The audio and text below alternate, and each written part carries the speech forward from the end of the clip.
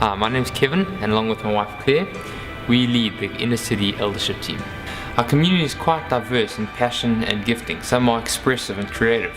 Some are energized by business and commerce.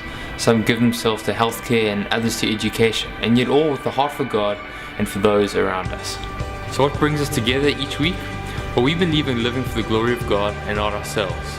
We believe in partnering with Christ to make a difference in the cities of the world. We believe in denying oneself and living for others. We believe in the power of prayer and the scriptures. We believe that churches should work together and not apart. And we believe that life is best lived out in community.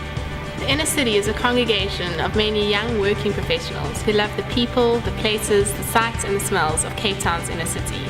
And we're passionate about seeing our great city touched and restored and renewed by Christ and the story of His grace. So we are under no illusions as to the very ordinary nature of our church, and yet our hope and joy is not in ourselves, but in the extraordinary nature of our God. And so no matter where you are in your spiritual journey, whether you're in the early stages of exploring the claims of Christ or whether you're a seasoned Christ follower, we invite you to come and join us on this journey.